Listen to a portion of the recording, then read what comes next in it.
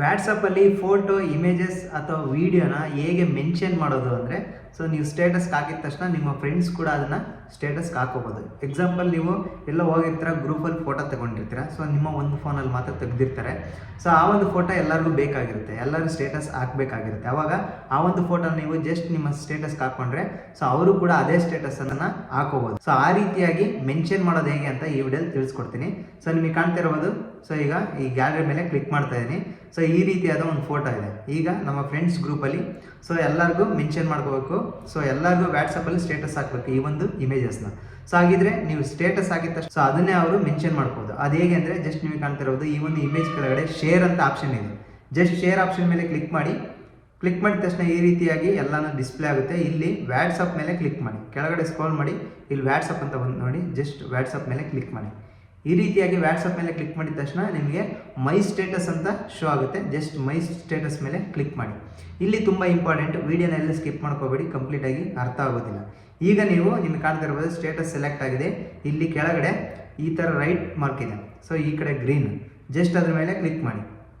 ಅದ್ರ ಮೇಲೆ ಕ್ಲಿಕ್ ಮಾಡಿದ ತಕ್ಷಣ ಸ್ಟೇಟಸ್ ಬಂದು ಕುತ್ಕೊಳುತ್ತೆ. ಇಲ್ಲಿ ನಿಮಗೆ ಕಾಣ್ತಾ ಇರ್ಬೋದು ಹೇಗೆ ಮೆನ್ಷನ್ ಮಾಡೋದಂದರೆ, ಇಲ್ಲಿ ಹ್ಯಾಡ್ ಕ್ಯಾಪ್ಷನ್ ಅಂತ ಇದೆಯಲ್ಲ, ಪಕ್ಕದಲ್ಲಿ ಹಟ್ ಅಂತ ಇದೆ. ಜಸ್ಟ್ ಹಟ್ ಮೇಲೆ ಕ್ಲಿಕ್ ಮಾಡಿ.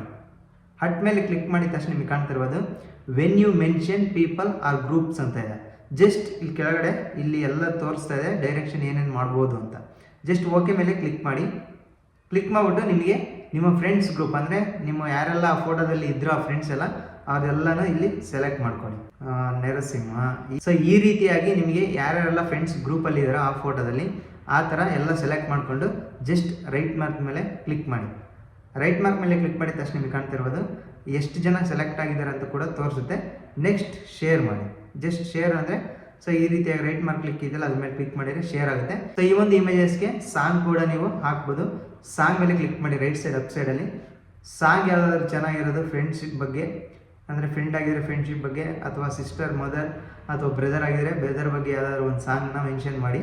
ನಿಮಗೆ ಕಾಣ್ತಿರ್ಬೋದು ಯಾವುದೋ ಒಂದು ಎಕ್ಸಾಂಪಲ್, ಈಗ ಒಂದು ಸಾಂಗ್ ಬಂದಿದೆ. ಈಗ ಓಕೆನಾ, ಈ ಒಂದು ಸಾಂಗ್ನ ಸೆಲೆಕ್ಟ್ ಮಾಡ್ಕೊಳ್ಳಿ. ನಿಮಗೆ ಕಾಣ್ತಿರ್ಬೋದು ಡೈರೆಕ್ಷನ್ ಇದೆಯಲ್ಲ ಅದ್ರ ಮೇಲೆ ಕ್ಲಿಕ್ ಮಾಡಿದ ತಕ್ಷಣ ಈ ಒಂದು ಸಾಂಗ್ ಬಂದು ಇಲ್ಲಿ ಕುತ್ಕೊಳ್ಳುತ್ತೆ. ಸೊ ನಿಮಗೆ ಯಾವ ರೀತಿ ಅಡ್ಜಸ್ಟ್ಮೆಂಟ್ ಬೇಕೋ ಆ ರೀತಿ ಅಡ್ಜಸ್ಟ್ ಮಾಡ್ಕೊಳ್ಳಿ. ಮತ್ತು ಮೇಲ್ಗಡೆ ಡನ್ ಅಂತ ಇದೆ, ಜಸ್ಟ್ ಡನ್ ಮೇಲೆ ಕ್ಲಿಕ್ ಮಾಡಿ. ಮತ್ತು ಶೇರ್ ಆಪ್ಷನ್ ಮೇಲೆ ಕ್ಲಿಕ್ ಮಾಡಿ. ಕಂಪ್ಲೀಟಾಗಿ ಶೇರ್ ಆಯಿತು ಈ ಒಂದು ಇಮೇಜಸ್ ಅಥವಾ ವಿಡಿಯೋನ. ಸೊ ನಿಮ್ಮ ಫ್ರೆಂಡ್ಸ್ಗೆಲ್ಲ ಯಾರು ಮೆನ್ಷನ್ ಮಾಡಿರ್ತಾರೆ ಅವ್ರ ಸ್ಟೇಟಸ್ಗೆ ಹಾಕೋಬೋದು.